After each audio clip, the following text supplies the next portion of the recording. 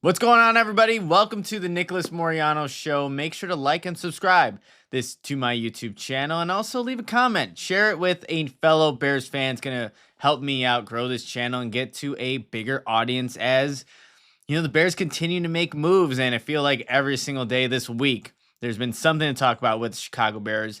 And let's start with some of the news that's happened, just today.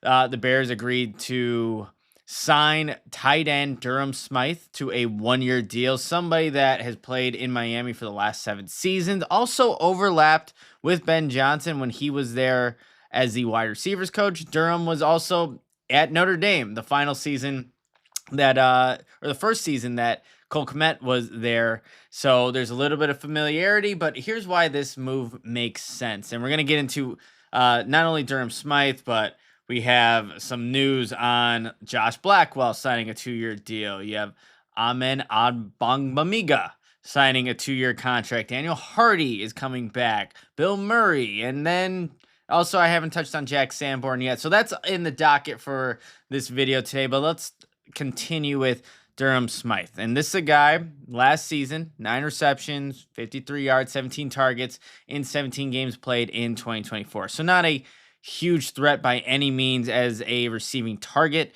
for the Miami Dolphins last season. But in 2023, he did have a career year in terms of receptions with 35 and also yards with 366. And I'm going to kind of circle back a little bit what he can add as a blocker and why this move makes sense for the Chicago Bears, because Ben Johnson, you got to think about it in this perspective, I would say. Ben Johnson in Detroit, they lined up in 12 personnel, so a 2 tight end set, 1,118 times last season. That's according to Sumer Sports, the most in the NFL. And Detroit's offense, and this is actually, I'm reading verbatim from an article that I wrote just on my Substack, this almost maybe a month ago now, but the premise was the Bears need to add another tight end. The Bears go and do that with Durham here. So Detroit's offense finished the 2024 season with a 0.15 expected points added, the 4th highest in the NFL, behind only the Ravens, Bills, and Bengals when they lined up in 12 personnel. In comparison, the Bears last season, they actually did utilize 2 tight end sets quite often, 1,065 plays. That was the 12th most in the NFL. However, they had a negative 0.16 expected points added. That was 31st in the NFL. Only the Atlanta Falcons were worse in that regard. And for the Lions, they have Sam Laporta. That is their main receiving threat, the guy that's going to make the big plays for the Detroit Lions. And look, the second-year player out of Iowa, he finished with 60 catches, 726 yards, and 7 touchdowns. The complement piece for Sam Laporta, Brock Wright, is what I see Durham Smythe being as. Brock Wright only had 13 receptions, 100 yards, 2 touchdowns. Not a huge part of the receiving game, but Wright did play 50% of the offensive snaps. And so when you're kind of thinking about why did the Bears go out and sign a guy like Smythe, who does have, like I said, familiarity with Ben Johnson and Cole Kmet, but what is it? Is that potentially be a blocker? And one more stat that I want to read from my article before I go into those blocking statistics is that according to Sumer Sports, the Lions finished with a 0.28 expected points added per pass with 2 tight ends on the field. That was 8th in the NFL. The Bears were 29th with a negative 0.15 EPA per pass. So the thing that I think is most important for you guys to understand here is that, yes, the Lions, they like to utilize the 2 tight end sets.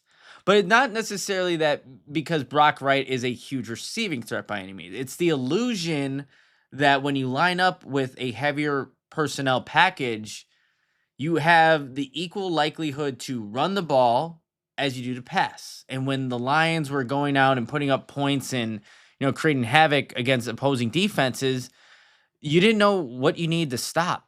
Was it David Montgomery and Jahmyr Gibbs, or was it Amon-Ra St. Brown and Sam Laporta? But when you line up in that 12 personnel set, it does create a bit of a complication for a defense of what exactly is Ben Johnson scheming up at that time. So that's where I think this move makes a lot of sense, to bring in a guy that I think you can count on. He's been available. There hasn't been a bunch of injuries, especially recently with Smythe. But as a blocker in 2024, I mean, it's not like he's a world beater as a blocker. And this is according to PFF, just their grades and how they do things. A 43.3 grade as a blocker, 52.3 grade in the run, and 53.6 in the pass. In 2023, that grade was a little bit better as a blocker, 53.7 overall, 50.2 as a run blocker, 61.2 as a pass blocker. Now, how does that compare to Brock Wright? Because that's where I keep making the comparison to why this move, why the Bears end up doing this. Brock Wright last season had a 52 grade. Remember, I just said Smythe had a 43.3, so Brock Wright was a better blocker overall. Wright had a 51.8 run grade. Smythe had a 52.3, so a little bit better for Durham. But Wright was a better and has been a better pass blocker with the Detroit Lions, especially the past two seasons. 57.7 pass blocking grade in 2023, and then in 2024, and then 2023 for Brock Wright, 48.6 grade overall, 45.9 in the run, and then 64 pass blocking grade.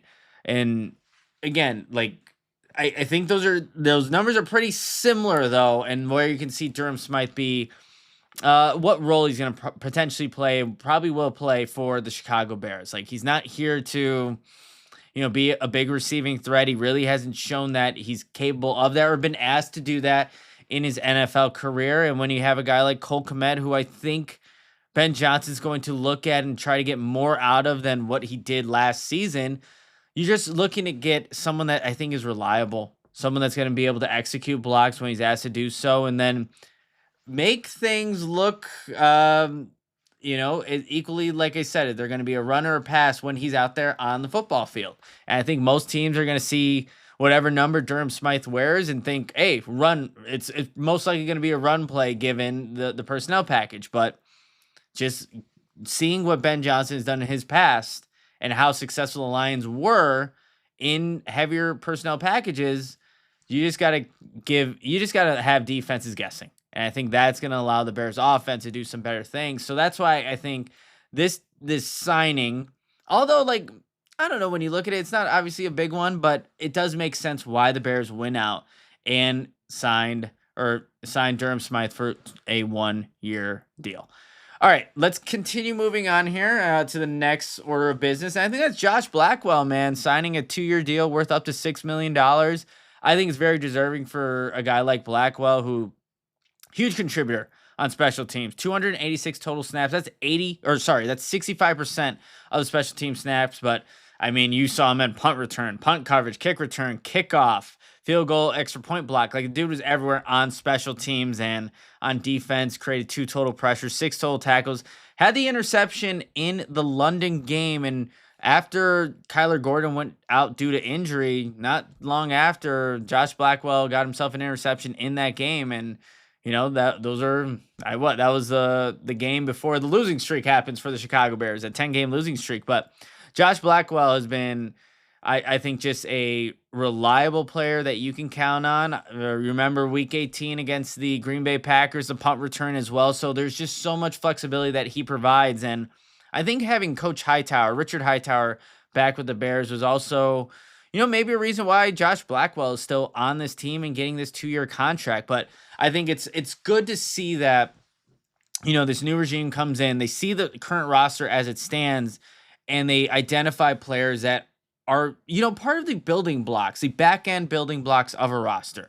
And a guy like Josh Blackwell, who plays a very important position behind Kyler Gordon as a nickel, having someone that you can count on for that spot, but also is a huge contributor, like I just said, on special teams, you need those types of guys. And that's why I believe Josh Blackwell was deserving of his contract extension and why he's still ultimately on this football team. So I've always enjoyed talking to Josh Blackwell whenever I've been in the locker room. He's a big video game guy, and, we usually connect over things like that, but he's also a pretty damn good football player and has created a nice role for himself on this Bears football team. And I remember back in training camp asking him a little bit about, punt returning and what he brings to that position. And then full circle all the way to the end of the season, he showed what he can do as a punt returner with that touchdown against the Green Bay Packers. Okay, next order of business here.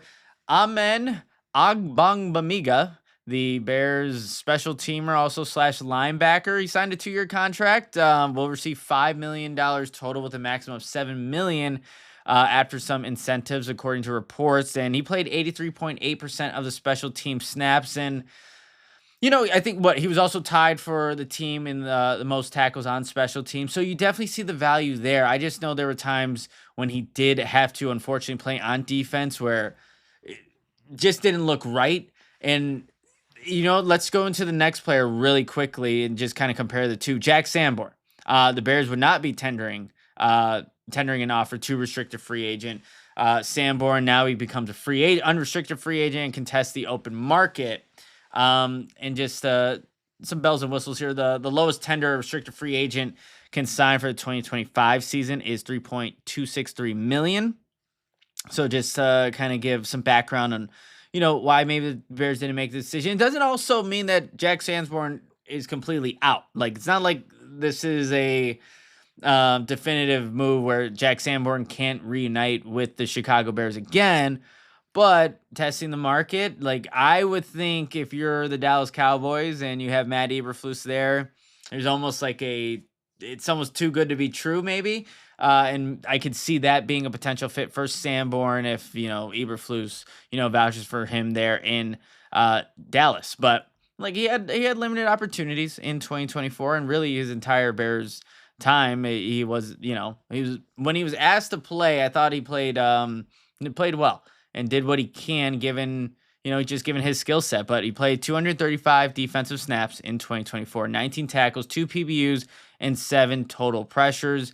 I remember, if you're thinking about a play where it kind of stands out, like this is who Jack Sanborn is as a football player, go back to the game against Arizona. And I know a lot of people don't even want to go back to that game, but it was a goal line stop against James Conner, able to keep his balance somehow and make an athletic move to tackle Sanborn short of the goal line. I'm pretty sure the Cardinals still end up scoring there, but it's things like that you see from Sanborn that you're like, okay, that's just a football player.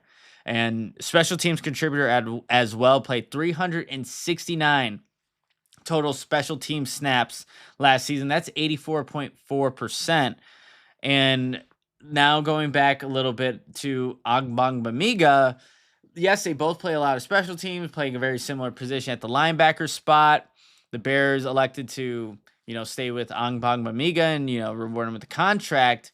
I'm curious to see how that's going to play out, because I think, yes, you need to have guys be core special teamers, but there's going to be opportunities where some of those guys are going to have to play, some defensive snaps.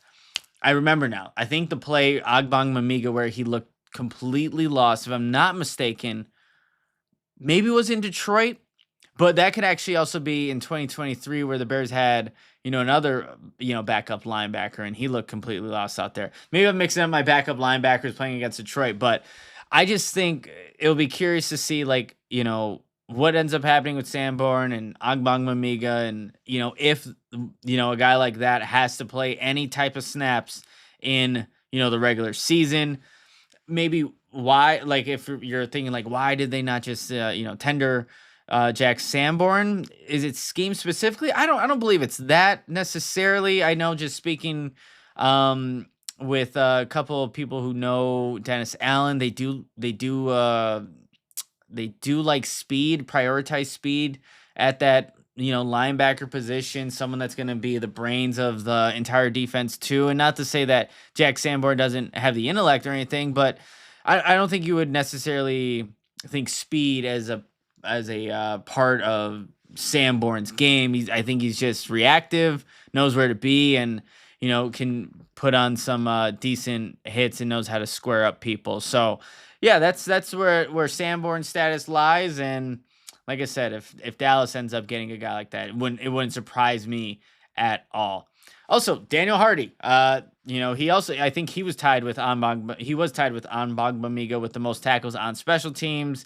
He's coming back too as well. Blocked a punt in week 1 against Tennessee, forced a fumble against Jacksonville, played on 85% of the special teams snaps. And that was a guy like it was you got the really good plays from Daniel Hardy, but I remember there's also some penalties that he had as well throughout the 2024 season. So you obviously want to have more of the, I mean, duh, you want to have more of the positives than the negatives there, but he made some plays. He made some plays when the Bears needed them to, especially in week 1 where they just needed everybody everybody outside of the offense really just needed to step up to make plays to win that week 1 matchup against Tennessee Titans. And Daniel Hardy played a big part of that, blocks a punt, and was it Jonathan Owens returns it for a touchdown. One other guy I think is the last order of business here. Bill Murray. The Bears are tendering exclusive rights free agent Bill Murray, not the actor, but the Bears offensive lineman. I think you saw him, show flashes in training camp. And then obviously the preseason, look, I'll never forget. I don't know why I have this like etched in my brain, but he had a really, really good rep against Andrew Billings, and I think put him on the ground when he was asked to fill in when Coleman Shelton and Ryan Bates are flip flopping, injured, whatever. Right, Bill Murray got in and had a really good rep about Andrew Billings, and I don't know why I remember that so vividly, but I definitely do, and I know it's somewhere in my notes if I were to go back and check everything out. So. Yeah, the Bears have been busy, and it's still not technically free agency yet, but the Bears are making some moves, filling in the back end of the roster. Again, those are guys that maybe are never gonna get the publicity and recognition for what they do, and I think it's really important, really really important that Durham Smythe does not end up like a Gerald Everett, Robert Tonyan. Shoot, even like a Marcedes Lewis. I know he brought that veteran leadership, but in terms of what he can do on the football field, he just needs to be more consistent, needs to be more reliable than what the Bears have gotten out of the backup tight end to complement Cole Kmet. And like I was just telling you at the top of the show, it is an important position in Ben Johnson's offense, just given how many snaps they're going to play and what they're going to be asked to do. And again, that illusion. I'm sure the Bears want to be a balanced football team, not lean one way or the other. You could do that, especially if you solidify the offensive line. And, I've definitely already talked about that with previous videos of Jonah Jackson and Tooney. But, like, you just want to make sure that you're doing things the right way. And I believe that the Bears are doing the small things, right, that needs to be done as they're building out this roster. So like right now, I'm just kind of scrolling through Twitter really quickly to make sure Joe Tooney was the news right at the beginning of yesterday. And sometimes when we do these videos, you just don't want to get off too early. Like, yeah, you're seeing all these trades happen. Hopefully they don't involve the Bears so I can upload this in peace and then make another video tomorrow. And I think tomorrow we're going to have to talk about some of these edge rushers.